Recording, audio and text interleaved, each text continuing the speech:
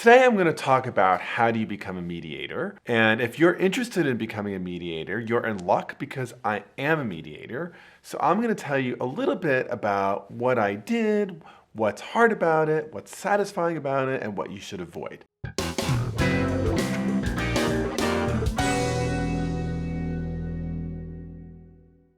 So let's start by taking a look at this question that came up on the Mediation Reddit. This is a question from Timothy. Timothy says, "Hi everyone, I just graduated college and became a paralegal, but I think I want to eventually become a certified mediator. My question is, where are you usually employed at as a mediator? Are you self-employed, work at mediation groups, etc.? Thanks." Okay, really great questions here. First of all, Timothy, congratulations. It's super satisfying being a mediator. It's a wonderful, fun profession where you actually help people resolve their conflicts in an interest-based way that gives the possibility of them actually reconciling, that gives them a lot of autonomy in terms of the outcome of their dispute. It's so much better in most cases than going to court in terms of relationships, in terms of value creation, in terms of just a satisfying profession. So that's the positive thing. Now, you asked this question about how do I get certified? Answer is it depends. Different states have different requirements. And looking at some of the responses here, right, I could see somebody says, try looking at your state Secretary of State website and/or check your state statutes regarding mediation. That's actually really good advice. Some states have actually no requirements. Some states have some kind of a certification requirement of maybe like in Massachusetts, it's 32 hours of training in small claims mediation. But there's a really important distinction here because I would say training is always a good idea.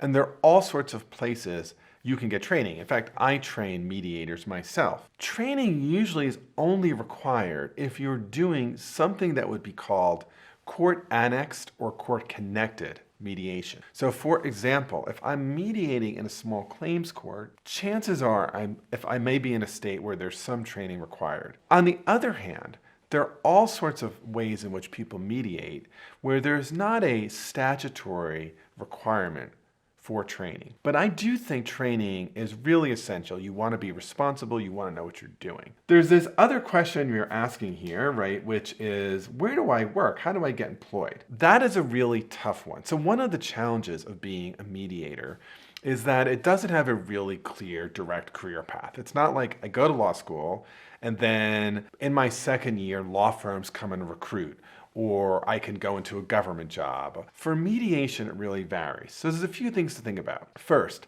there are some firms that actually just hire mediators. Most of those firms, however, are mediating in a court-connected way, and you don't typically get those jobs straight out of law school or straight out of undergrad. But there are actually a lot of jobs out there where a big part of the work you are doing is mediating, even though it might not be called mediator. So what are some of those jobs? Well, many companies, many universities have organizational ombudsmen or OMBUDS. And OMBUDS are essentially internal problem solvers that help parties who are in conflict work on and resolve those disputes. And so a big part of the job is mediation. So there's also this question of kind of, can I do private practice? And you ask this question. It's really, really challenging. I want to look at one of the responses here, right? So let's look at some of the responses to your question here, right? Someone says, I have been a non-attorney certified mediator for 28 years in California and Arizona. After you are certified, the fun begins.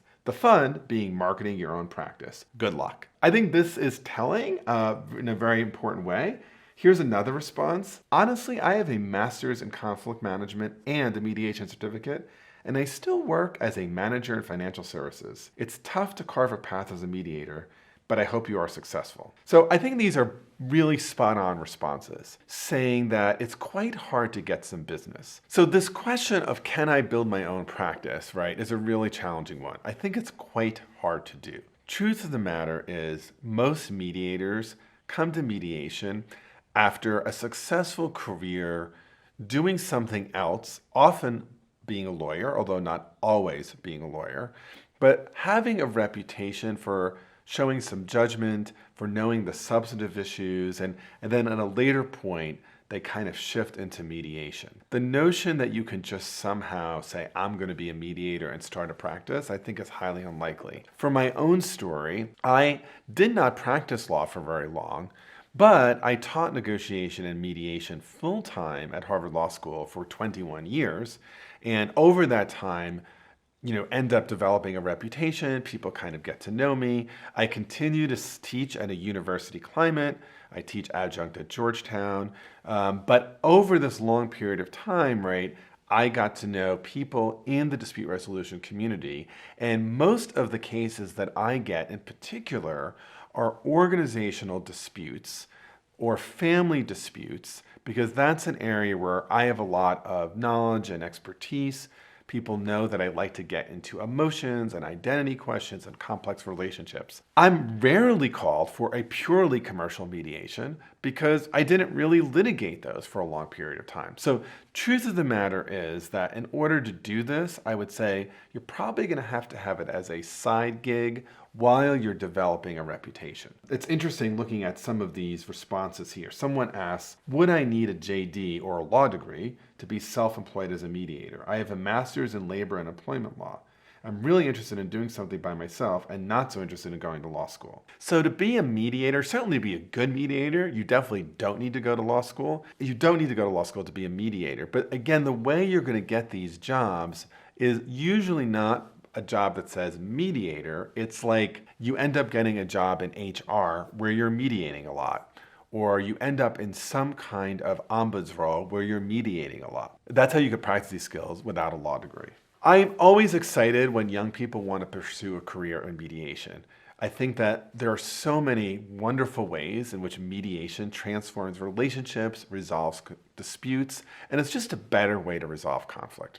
You don't need to be a lawyer to do this. You do need to have some determination and some grit and get some training. So I'd strongly recommend first to identify what is required in your particular jurisdiction. Even if no training is required, I strongly urge you to get some training in mediation. I would also say there's lots of really good videos on this channel that can help you develop your skills of mediation. So the next one is just one of them, which is what happens if you don't agree in mediation. So keep watching for that video, and before you go, please subscribe to this channel, like this video, and ring the bell so you never miss new content.